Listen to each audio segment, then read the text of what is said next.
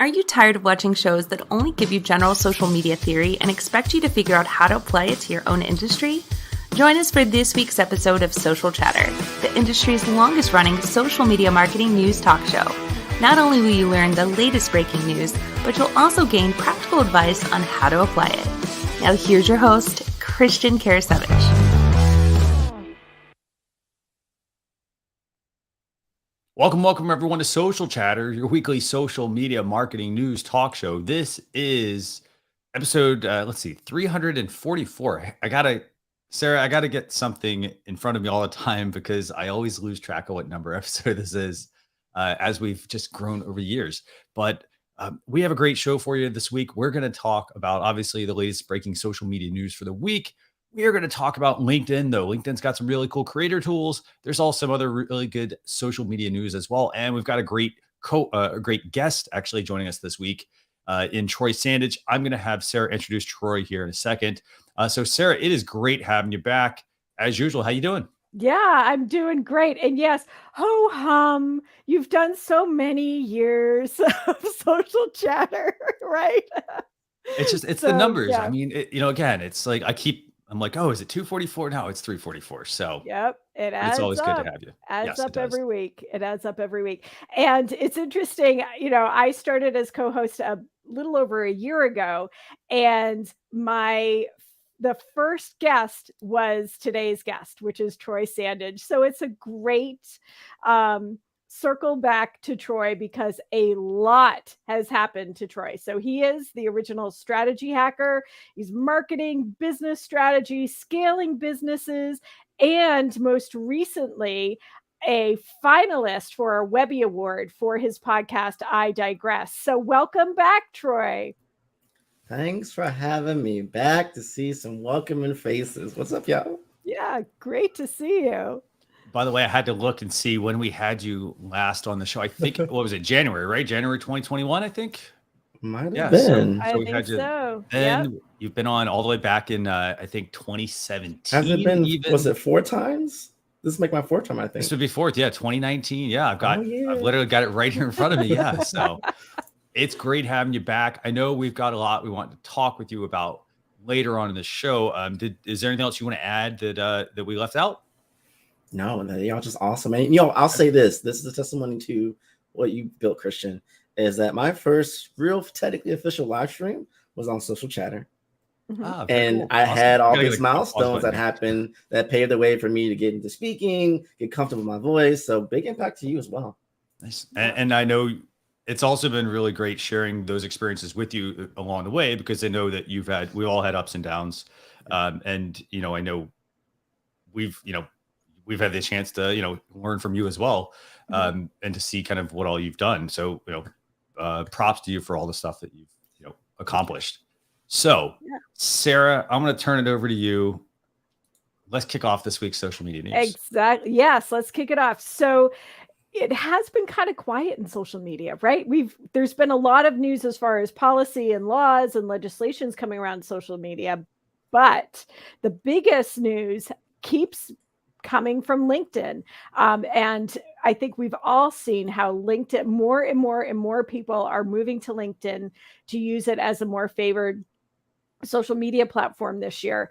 I think people are getting a little overwhelmed by the short form videos and maybe some other content that are on other platforms. And so LinkedIn has really come in as a leader. And this month, this month is about a year since they launched creator mode, and new things are coming out. So with creator mode, it started about 14 months ago.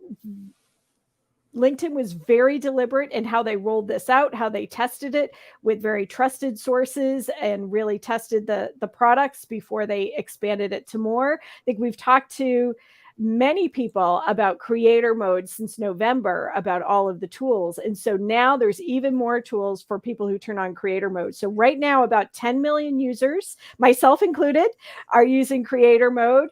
And what they are opening up this month to all users who are in creator mode, and here's the big and, are following their community policies. If you wonder about community policies, last week, Doreen Morin Van Dam, and we discussed all of the community policies and what we thought about those. So the biggest thing is that they're opening audio events to all people who are using creator mode. They are also, and Christian, there's some slides on this to capture as well. They're also giving you a chance to put a URL, a custom URL in your profile header. They've got a little video tutorial to help you with that. It's interesting. This piece of LinkedIn news is actually a relatively short blog post for LinkedIn. I always joke about how long the LinkedIn blog posts are. But this one is pretty quick with adding a URL to your header. You can also put a link. They're going to roll this out very soon to add a link button to other websites. So this means, if we wanted to, we could put a link button in our blog post. Every Social Chatter show has a companion blog post. We could actually put a button that would take you over to Troy's LinkedIn profile. That's what that would mean. You'll also be able to follow from the feed. So with that little profile, if you notice next to the profile name, it shows follow.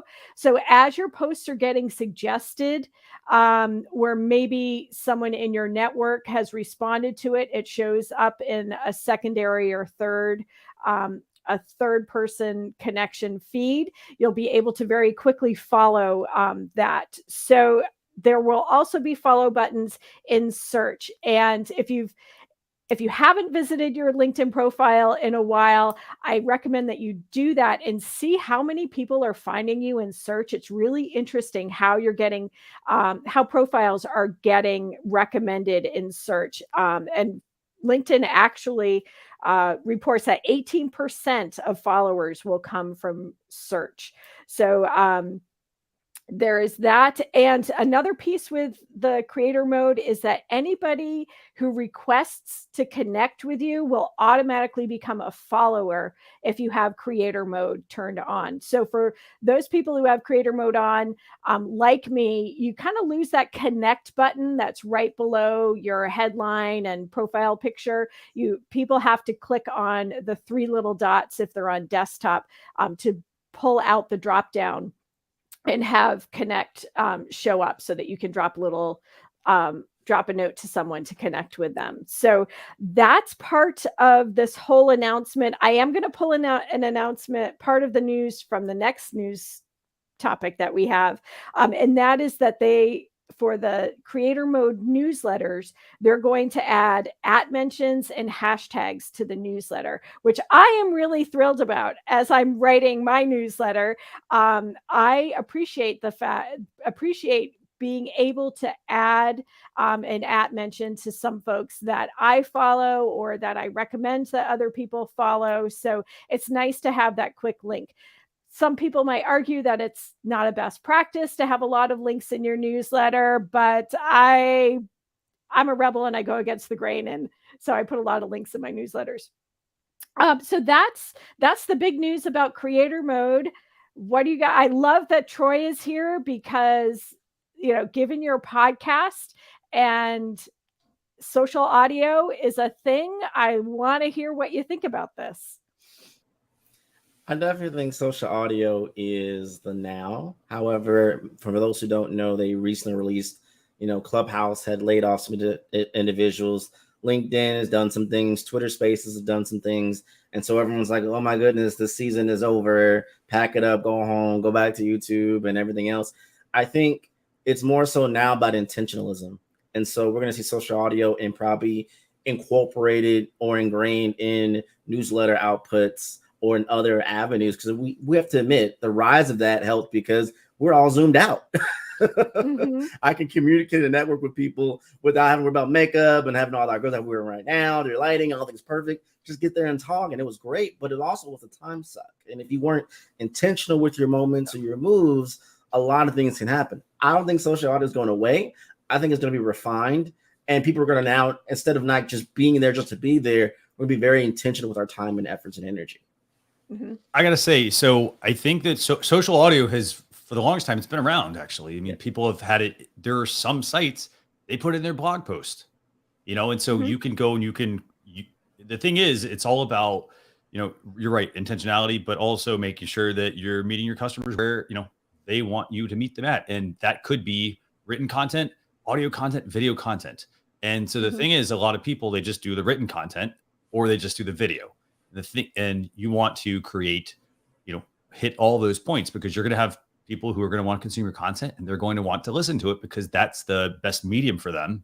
And so I think you're absolutely right. I think it's going to end up becoming some sort of player that goes in there, but thinking kind of bigger picture, start putting your, audio content on your website, in your blog post, for example, put your video in there. Right. So then that way you're going to get, it's almost like hitting the jackpot. People are going to read the content, or they're going to listen to the audio, or they're going to watch the video, or you may have people that do all three, depending on what activity they're doing. So love the direction that LinkedIn is going here. Love what they're doing. Sarah, anything you want to add on this? Well, let's remember, radio has been around for how long, right? We forget about that. And we forget about radio because we use all these streaming services. But, I had public radio on right up until the show started. And I love that I can be more engaging with some of the content when the audio is on social. Mm-hmm. I also like, to your point, Christian, about having the different opportunities is to also be accessible, right? That audio doesn't work for someone who's hearing impaired or deaf. Right. And having that, what I find working in the nonprofit sector especially, is that if we can start with video and then pull a transcript as we're working on our captions, then we can have a downloadable transcript as well, so that those who can't use the audio products, we may have a companion podcast to that video, but those who have hearing impairments can read the transcript. Yeah. And so it's accessible to all kinds of learn. And some people don't learn through audio. They need to read through something to process information. So I think it's a great way to use all of our tools to connect with the audiences that we want to connect with. And the other thing to remember about this as well is it's not really that much of a heavy lift. So for example, you can take a video and we can easily make this into a podcast episode. Or for example, like right now we're streaming this out to Twitter Spaces right now. So we're hitting our social channel with minimal work. I mean, I had to connect a cable and set up Twitter Spaces. So, I expect LinkedIn's going to probably offer some sort of functionality at some point, to kind of keep up with that. But I love this direction. Right. Even if you use Zoom, right? Zoom, you get the video file, you get the audio file, you get the transcript file, and you get the chat file, right? So everything that you need to produce all of that. Absolutely. Troy, anything else you want to add on this topic before we switch gears?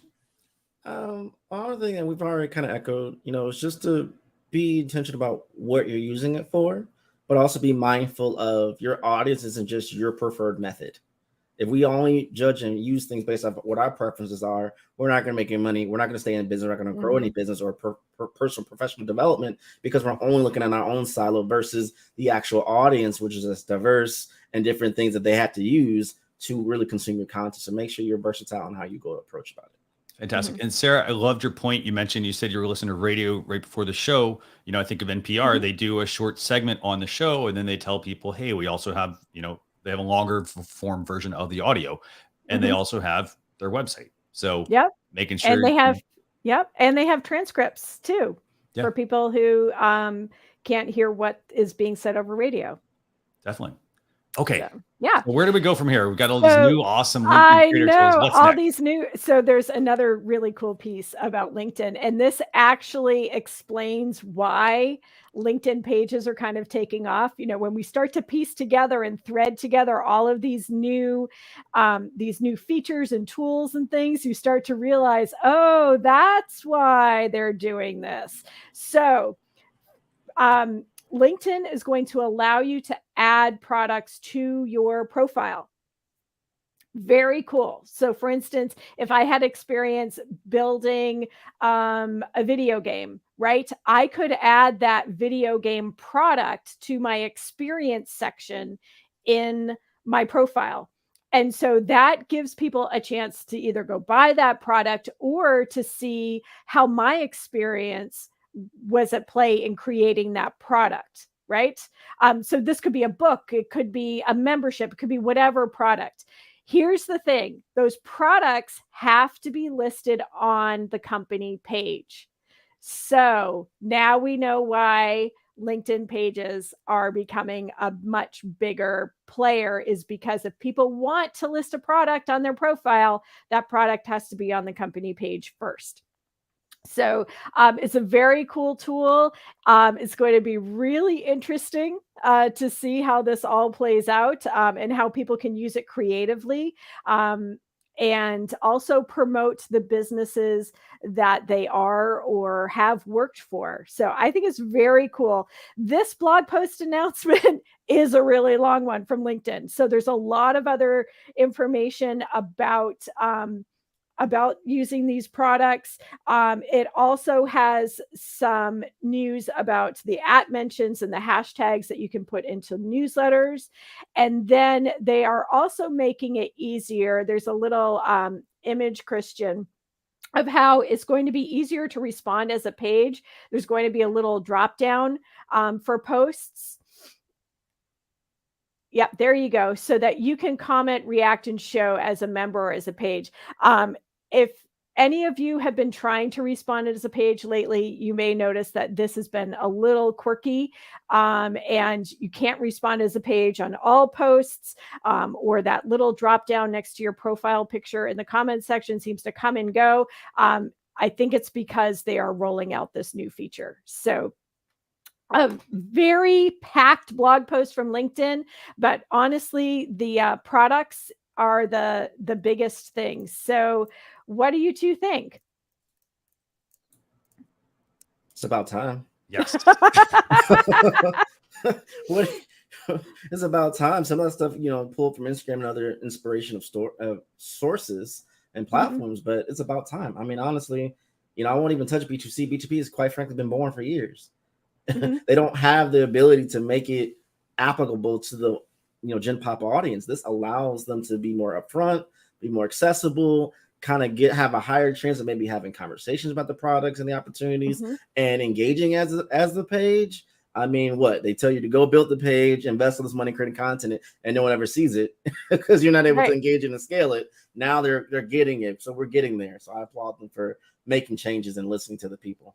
Yeah, definitely a big update. I mean, going back to, get your products, if they're physical products, like make sure you get your photos ready. If they're digital products, again, make sure you have a photo that looks, that represents the product. Spend the time, put the time into that, because again, you're also getting in front of a very specific audience here as well. So make sure make sure your product looks the best that it can. Right. I'm really interested to see how this plays out for job seekers, right?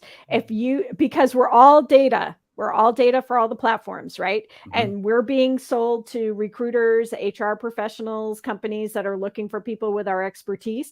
Adding those products now shows LinkedIn and prospective employers that, oh, she has experience doing XYZ with this. Adds to your authority, adds to your expertise, adds to your background. I think it's great. Great point. And remember, product pages, they've been around since 2020. So been a few years, but good update. Very good update. Yeah. It's that intentional testing, maybe a little slower LinkedIn kind of process, but they are getting there. Definitely. So, okay. So Sarah, any more LinkedIn news, or are we moving on to another platform? We can move on to Instagram in the same vein as it's about time, right? So the big news that everybody is all in a lather about is that Instagram is going to let you pin posts to your profile. So you can actually pin, a lot of people are talking about just the one. It's actually 3. You can pin 3 posts or reels to your profile. So that whole top row is content that you want to highlight. That's really the news. They literally a 2-line post from Instagram about it. Go to your profile, see if it's activated. I know it's rolling out a little bit slower, but it is available to everyone. This isn't a thing of it's coming kind of deal. It's actually here. You can use it. And hooray, about time. What do you guys think? It's about time. Yeah. Give the people That's what they the name want. of the show, right? Right? Subtitle. Yeah. So yeah, everybody else let you pin content. It's interesting, the whole top row. I thought that's something that people aren't talking about. They're saying, oh, I can pin a post. Well, you can pin 3, right? Yeah. So that whole top row, and there's all kinds of chatter too about whether or not you can rearrange your grid, if that's actually going to be a thing or not. Oh, gosh. I don't know. That's going to go away at some point. I mean, it used to be like that on a profile on Facebook. You could do that, and people would do creative things with their images, and Instagram's going to get rid of that at some point. So yeah, I wouldn't invest too much time in it. By the way, let me make sure I pull up this this full screen view of this the pen post so people can see what this actually looks like. So where you can actually you have the 3 items across the top. I like that. Really like that. So, yeah, it'll be interesting. Cool. Now, what would you suggest putting in these places? Does anybody have recommendations? Like, what should you put in there? Yeah, I know. So let's talk about one of my nonprofit clients. Okay. We have an event going on right now. We're selling tickets or gathering RSVPs for. We have a fundraising campaign that's very active for this summer that we're pushing, and we announced some impact funding. So those will be the 3 top posts for Instagram for that account. Cool. Troy, what do you think? Anything you would add? Would you for a different industry or anything like that? Definitely. It depends on what you're trying to do in your face for Instagram. If you're just trying to build awareness and your following isn't that good, but if you happen to get some foot traffic, drive them to maybe your more validated accounts or specific landing page for them, different things like that. I mean, just having that content there could kind of help. Or, if you're just trying to get your specific message out there, maybe pin some reels that you're trying to really boost the numbers up and get more exposure to that articulates who you are at a glance. That's something that I probably would do for myself because I'm really terrible at book promotions and I probably just have it up there. So yeah. Nice. You are great at promotion, Troy. Come on. I love your reels. I watch many. It takes so much work. I'd rather do a 30-minute video edit than an Instagram reel. Well, I don't know what that says about me, but so here's my secret about reels is that I don't edit in the app. I edit my video in Filmora, and then I move it over and I add the music and I add some stickers and things like that. But yeah, I do the edit. I don't try to do the edit on my phone. It's just too frustrating. So good point. You could also probably use, I was going to say iPad, but I forgot Instagram doesn't have an iPad app. Sorry. They do have an iPad app. You just can't turn it. Well, yeah, right. You know what I mean? It's just, you might as well use the phone at that point. I know. So very cool.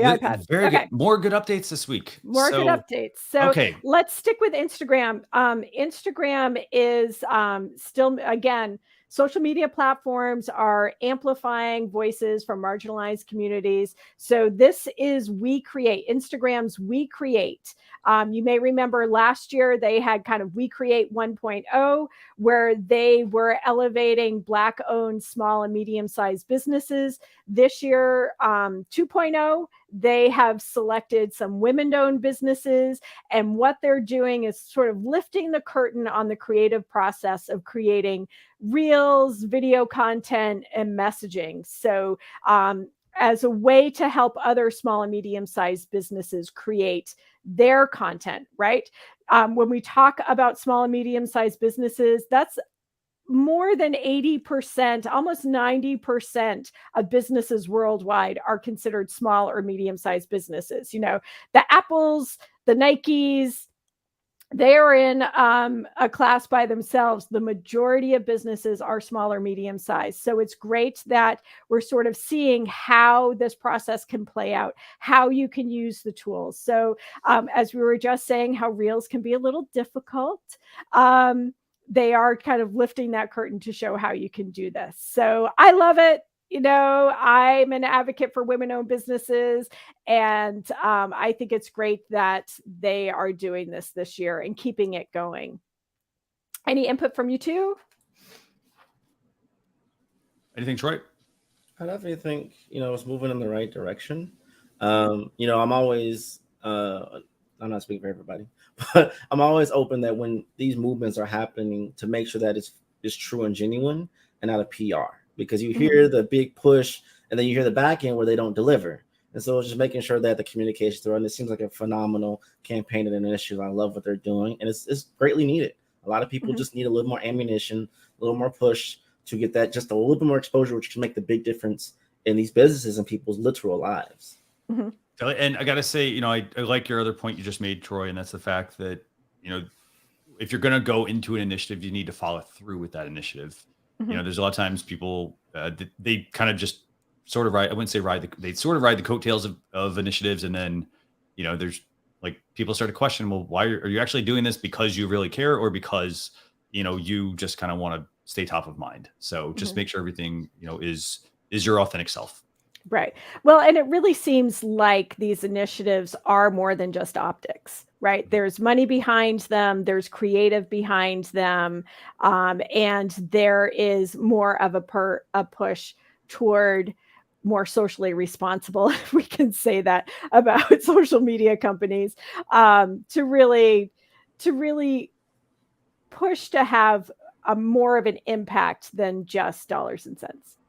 Yeah, agreed. So, yeah. Okay, Sarah, I think we got one more topic We to have talk about, one more right? And then we want to talk Yeah. to Troy, right? The last one is just really, it's a little fluffy, right? TikTok is giving you a chance to create an avatar. Again, why didn't this exist before? But how long have emojis been out? I know, but yeah. So you can create your own avatar. You can play around with hair color and makeup and glasses and clothing and all of that. So TikTok avatars, welcome to the 2022, right? This is going to get in, this is going to move into metaverse at some point, or meta, or whatever we're going to call it. Yeah. They're laying the groundwork here, because I could see these characters. They look like, because remember TikTok. Sorry, I was thinking Snapchat. Snapchat. Mhm. Sorry. I was thinking all Snapchat there, but it's going to move into the metaverse at some point. So, Yeah. But it's still, it would be great if you could make these, digital avatars, and just like, why do I have to have 5 avatars across different accounts? Why can't I just have one that represents me across everything? Because each has to be different. I know. And it can be monetized on each, right? We already have, I've seen some posts from a major marketing conference last week that Walmart is already creating digital clothing lines. So there is going to, it's coming. So yeah. That one I have not heard. I'm gonna have to go look at that one afterwards.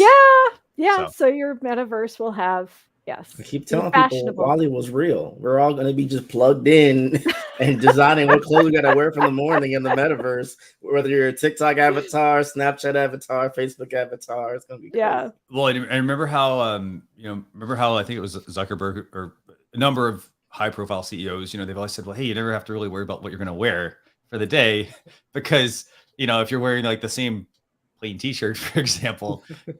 Digital ones, you just click and you're like, okay, I'm in something new. You don't have to like come up with that combination. It removes that barrier of choice that you have to, that a lot of people struggle with. So, okay, Sarah. Takes all the fun out of it. Come on, guys. I know it does. So makes our lives easier. So we're about halfway through the show. Yes, and I know we want to talk with Troy. Yes. Troy, we want to pick his brain, right?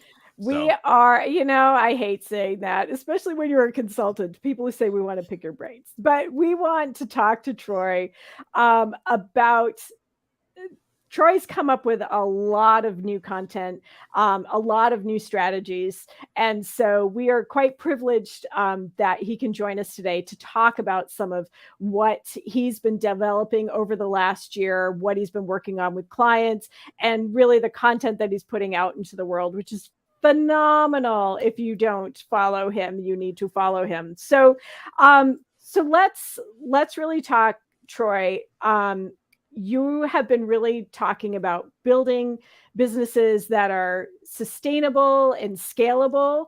So let's really talk about how to retool social media so that it's a bridge for growth and not a hindrance for growth.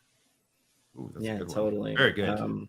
I realized early on in my career, I admit it, I was so obsessed with social media. I'm like, this is it.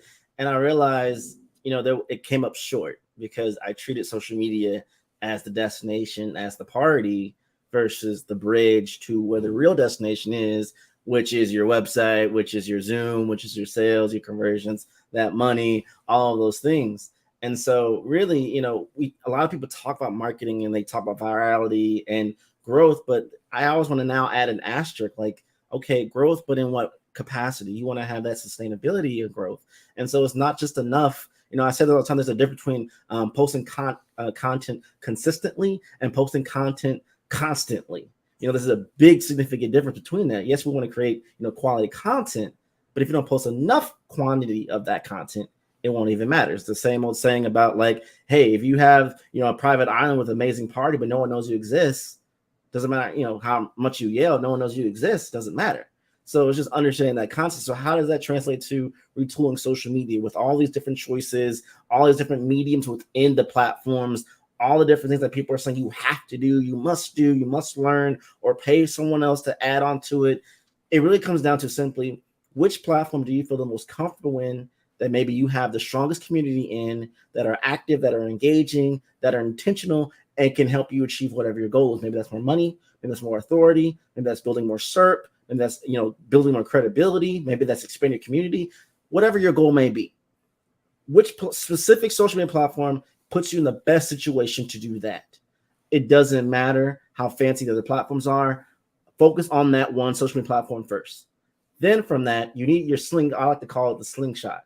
What's that secondary platform that's going to slingshot these audiences and comparison and collaboration and partnership with your core social media platform? So for myself, everyone knows I'm big on Twitter, and I actually use Twitter as my slingshot to LinkedIn, because I find LinkedIn is where I get the most deals, the most conversations.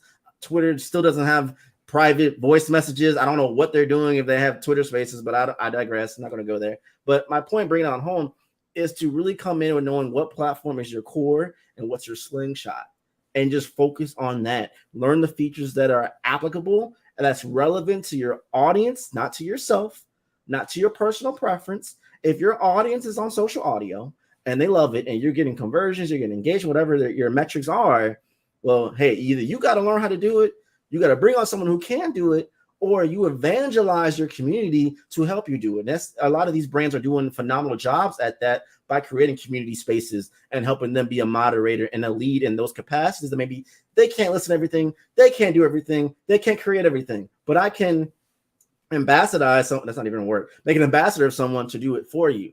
But it still comes down to what's your core platform, what's your slingshot platform, and what's the goal. That's the fundamentals of that. And you build everything on top of it. If we get too lost in the weeds of just all these features and tactics, and we're not, simplifying the process down to where we need to go, we're just doing a lot of work, which has been the tried and true problem of all content marketing.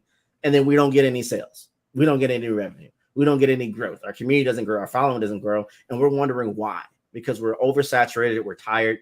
And to eliminate all that, simplify it down, add the slingshot, and then provide and use features within those platforms that are applicable to your audience. That's a great point. I got to say, the one thing you're saying that I really, that really resonates with me, and we've talked about this so much on the show, is that everybody, you're always told to get on social media and be on all these platforms. And the thing is, it's that whole, focus on the one area where you get really good at it, and then move to all those other ones as you start to grow. Sarah, anything else you want to add here? Any questions or anything you have for Troy? And you are muted, by the way. And does it make sense? That's what I was trying to say. So yeah, as you're growing and what makes sense to move toward, right? I'm talking with some friends right now who work in banking, and they're like, we're getting pressure to be on TikTok. And we're like, well, are your customers there? Let's talk about that. have a that great question. conversation. Can you make that content? So, which really feeds into, I think it comes into this next question that we had talked about, Troy. And, working in the public sector, we call it the message versus the megaphone.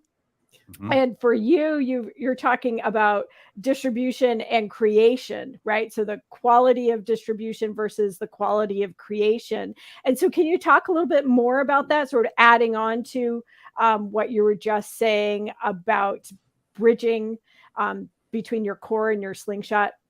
Yeah, totally. So, and for those who are watching, maybe you're OGs, you're used to the YouTube production way, or you're new in the gram, you're like, no, I'm all about reels and I can do it that way on my phone. The reality is there's people who are making millions of dollars by using this tool. That's it. Mhm. No Premiere Pro, no full decked out iMac, none of these big things, big cameras, lights, things that I haven't used since pre-pandemic, type of thing. And they're making a ton of money. They're making a bigger impact and they're scaling in an astronomical place. Well, Troy, it's not the quality of the content. Yes, to a degree. Yes, but also understanding how do I create a certain level of higher quality by still pushing my content velocity output. If it takes you 10, 25 hours to do a full-fledged video, edit, full production, are you making a film and hoping people are going to go to the theater and watch it? Or are you trying to get people to buy your product, buy your service, see you as a thought leader, whatever the case might be? The reality of all of it is it takes time to really make that growth happen. And you have to make sure that the content is aligned with that, but you got to keep pushing. The other thing I think the problem people have when they're looking at distribution versus creation, we hold on to these like fables that people have said in the past. Why are you applying things from the 1900s to your marketing strategy today, to your content output strategy today? Times have changed. And I still think we want to hold on to these things religiously, and it doesn't work out in that favor. And so, I don't know who started the whole thing that you got to post 3 times a day or you post every day. And the quantity, people get, a little confused about it. They don't know. But at the same time, there is a proof the more distribution that you have, even if the content quality isn't to your level, you have to understand to Gen Pop, you're doing more than the average. You're doing more than most. If 98% of people on LinkedIn alone aren't posting and creating any content, and you post it like 4 times a week, you're already in the top 1% of LinkedIn content creators anyway. And that's the same for a lot of other platforms, depending on your industry and space. But to really bring it on home, you have to know when it comes to how much does it really take to me to get an impact versus the content that I'm creating. And so content creation, keep your quality high, but you got to have that margin where the distribution is just as good, if not more. And the way to get around that is learn how to repackage, repurpose, retool quality content consistently. I do my podcast, I Digress. I don't think people have noticed my pattern. I've kind of spilled the beans on like when my next episode is going to drop and what's going to be a drop about, because I'll test the waters in a few tweets. I'll test the waters in a few LinkedIn posts. And if it lands like I hope it lands, it's literally part of the conversation I incorporate in my I Digress podcast episode, probably in a week or two. And I'm testing it out, but I'm also redistributing it in audiograms into the things and other forms to push it out to leverage. And so I think the problem is you're not anyone at this point can create good content. If you're really passionate about what you're doing, you can create good content. It's about the science and art to distributing that content consistently to the ideal audience, your ideal customer profile or client profile, your ICP, to drive home that engagement, drive home that conversation. But the other thing is, I'll be done with this. You want to have enough authority that when people search keywords, your content comes up. The more content you create, you have a glossary, a portfolio of evidence that says, I need to give this business, I need to give this person a shot. And that's only through distribution.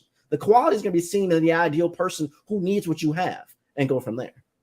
So Troy, I want to add, actually, I have a couple questions for you on this. So one of those is how much time do you spend making a podcast? Like, so you mentioned, you make some audiograms, things like that. Like, are you spending tons of time, in the editing process, or are you're recording it, you're making sure that your the wording you're using, for example, that's also important if you want to be seen as, a leader in your space and you want, for example, audio to be brought up in search, use the right terminology in your podcast episode you're doing. Totally. So for me now, there's a reason why I have my podcast no more than 30 minutes, because that helps me create that content much faster. I will be honest with you, it's easier to edit down an hour show than bringing it down to under a 30-minute show. But I record probably 20 minutes. I cap it at that. And if it's usable, that's my episode. That's my nucleus for it. And it probably, at most, probably takes me between 3 to 5 hours from start to finish. I'm still an army of one when it comes to that. So I'm the creator and I'm the producer. So I'm editing everything. So a whole package takes about 5 hours. Now that's not straight through, because life happens. We're working, we're married, we got things we got to do. So it's not that simple, but I do block it out. Now I outsource someone to create my audiograms for me, which takes a lot of the pressure off in distribution of my podcast. Sure, the people who are already subscribed and listen, they consume it.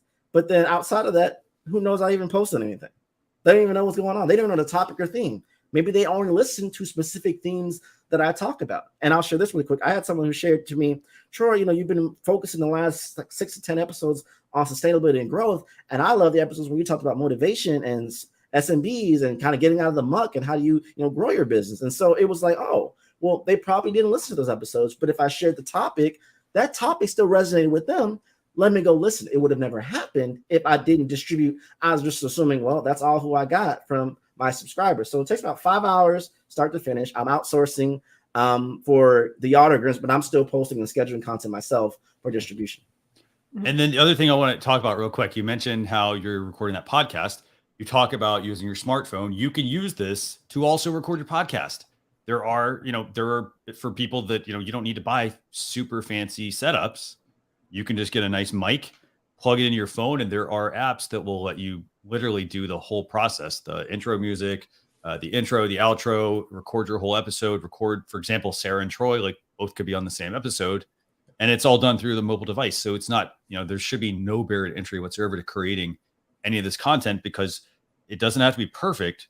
And these tools are extremely powerful and help, they basically help give you a leg up. And like what you said earlier, it's that little bit extra that you do that other people are not necessarily doing or not thinking about doing. Right. And to that, let's tie it into talking about the news topics, right? LinkedIn creator mode. 10 million people are using creator mode, and there are 830 million people who use LinkedIn. So that is 1% of the people are using these tools. So you can be there. We joked a little bit about Reels, right? How we were reluctant, how Reels take a lot of time. But these are tools that the platforms want you to use and will help push you with that distribution. Yeah, exactly. If it's, we know, for example, we know that LinkedIn is pushing all of these new audio events and tools like that. They want you to use them. Instagram, they want you to use the pinned post. So chances are they're going to try to give you some additional, likely give you some additional visibility for that time being until the next new thing is on. So I laugh. They got to add to it.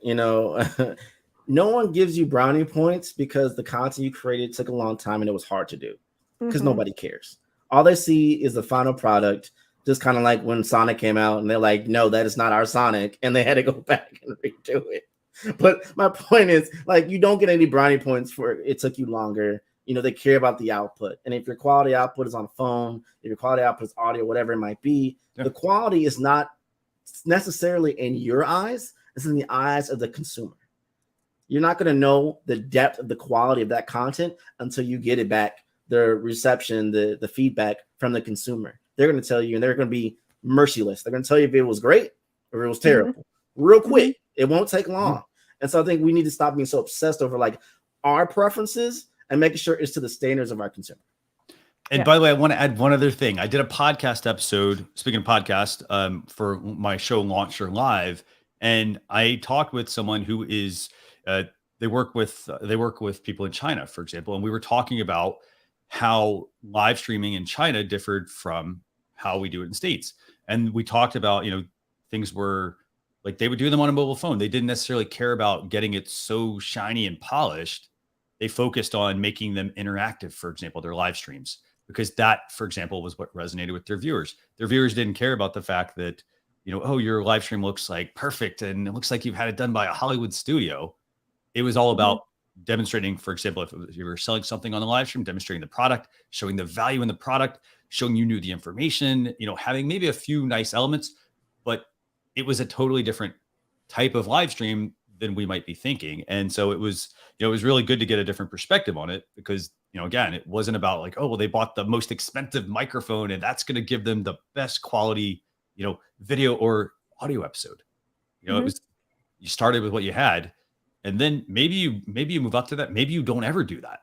So I got to say, there is a type of video I do like watching a lot of times, and it's where I watch, a YouTube influencer, and they talk about, hey, here's my budget live stream setup. For example, this is my budget setup, and it's under $100, and they show what you can actually do by taking something that might seem, like an inferior product, and how you can actually turn it into something really good without having to break the bank. So, right. Like you said, Troy, you have all the lights and the cameras, right? How do I use them? I got a window. I've got a set up a shop. Yeah, I know. I haven't let myself try to let it go because you never know. I might have to bring it back, but no, I'm simplified. Yeah. And I use a Loom Cube and an iPhone. Yeah. So, yeah. And by the way, there's a great, for those of you, if you're speaking of LinkedIn from today's topics, if you want to check out some really great things, there's a great Seth Godin course on LinkedIn Learning about letting go of things, i.e. equipment. They give the whole analogy of renting versus buying skiing equipment, things like that. Oh, I'll probably use that someday. And they talk about the value of letting it go at times. So, yeah. So we have one last question for Troy, and that is this concept of content engines, businesses as content engines. So can you give us just a few quick tips about businesses, because how we can make our businesses content engines? Yeah, for sure. It aligns to what we've already everything's kind of built to this point. So it's really cool. I think the first thing about when you're looking at a content engine, understanding which type of specific content works for you in scope really helps you scale, really helps you do what you need to do across the whole spectrum of things. Is that text content? Is that art? Is that LinkedIn posts? Is that articles? Is that, social audio? Is that podcasting? Is that video? Find what your core nucleus of your content is going to be to drive that engine. If you don't have it, it really just going to be messy. You're going to be just trying things out that you don't know. I like to think of it like the Taco Bell method. They have 5 ingredients. It could be 6 or 7. I don't know. But it could be 5 ingredients, and they create everything from that core 5. No matter what, we repackage it. Here's a new product. Here's a new product. Here's a new product. So from you, even if your direct thing is written articles, you can then record yourself and make that into social audio. You can create that into a podcast. You can drive that into a video, an audiogram, all these different things. But the written is still your nucleus. So what is your nucleus to power the engine? Number 2, how frequently do you need to distribute to make that engine run to the rate you're trying to get to? Only you know that, and you have to know that over a period of time. So set yourself up for 90 days and seeing, okay, for this 90-day sprint, here's what we're trying to do. Here's our core nucleus of content. Let's see what our engagement is. And we have to measure that. That 90-day window is going to give you a wide variety of information and data, but it's you to track which KPIs, OKRs matter to your goal. Did you achieve your goal? And then now how do we retool that again?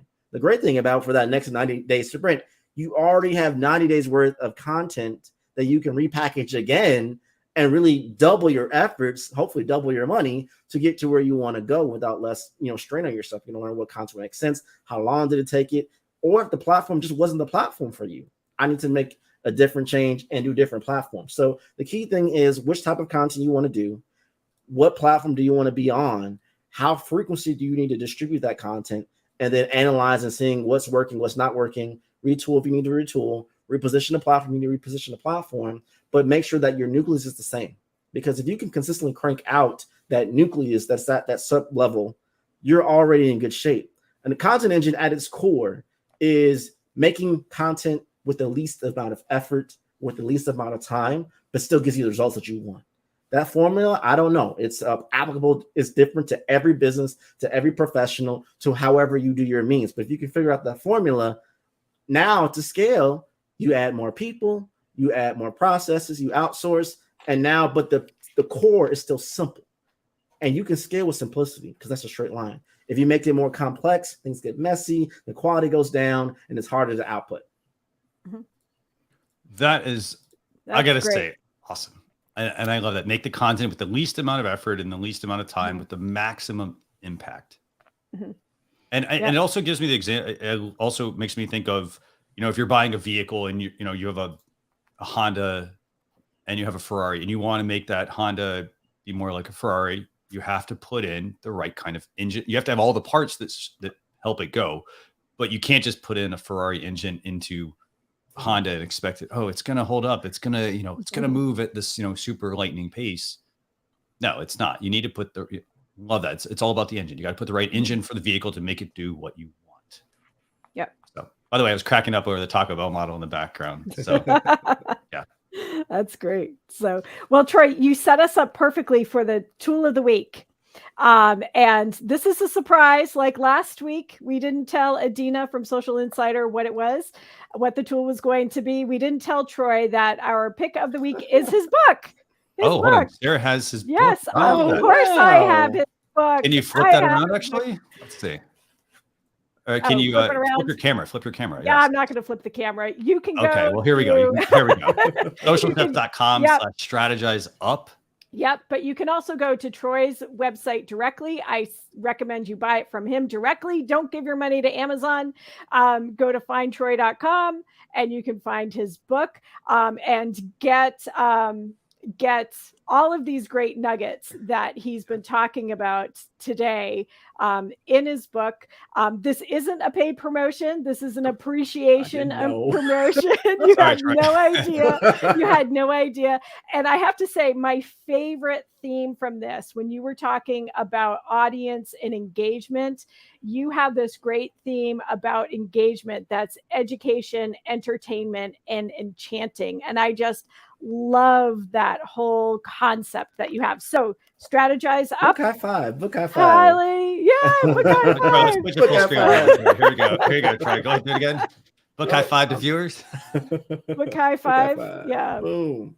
Fantastic. So so I highly recommend it. It's a fresh take on business strategy too, and incorporating marketing and social media and all of that. Troy, you're a great new voice in business writing, and I really appreciate you. So thank you. We've definitely come full circle. I remember I was talking with Christian about years ago, you should write a book. I'm like, I'm never do it. I have it on record. I have it, I think, on the recording. I said I'd never write a book. And then here we are. So we've definitely come full circle on the show. So yeah, definitely. And here's the thing. But here's the thing. We also know that you bring immense value to what I mean. I love hearing the examples you're giving us today. With and sharing with viewers, just all the information. So be sure to go and check out Troy's book, Strategize Up. Troy, what's the best place for people to get in touch with you? Find Troy. Literally find me everywhere across the internet intentionally at Find Troy. Findtroy.com to see what I'm doing. And I've been posting, I have a new Twitter community, and I've been driving a lot of education and strategy over there and more enclosed environments so people can do Q&A. And I've been dropping gems on LinkedIn. So that's kind of what I've been doing. And he's Find Troy, and he's got the greatest, I got to say, social media handle, Find Troy, across the board. That's awesome. So Sarah, what's the best place for people to get in touch with you if they want to reach out? People can find me at Sarah Monroe VT across social media as well. If you want to connect on LinkedIn, remember I have creator mode. So click those 3 dots, click on connect, and drop a note to let me know that you saw me on Social Chatter. And we'll have to touch base, Sarah, to see how many people leave notes when they go to connect. None of y'all are doing it. So drop a note. I don't know who you are. Yes. Otherwise, you get a lot of spam. And so again, take the time, even if that's the person hey, maybe she saw you in the comments, just let them know, let her know, hey, I saw you on the show, hey, I've been following you for years. However, just let them know, jog their memory. So I'm Christian Karasiewicz at Social Chefs for this show, Christian Karasiewicz on LinkedIn. Obviously, maybe I should have come up with something a little easier for people to be able to go ahead and find. but just look me up, typically Christian K as well. But with that, I want to thank everybody for tuning in to episode 344 of Social Chatter. We're going to have the blog post recap going out over the weekend, socialchefs.com/SC344. And then next week, we're going to be joined by, I believe, Janine Cummings. I think I got that right, Sarah. Mm-hmm. So I'll have to double check that. But next show, next week with Janine Cummings. With that, we'll see you all on a future episode. Thanks for watching.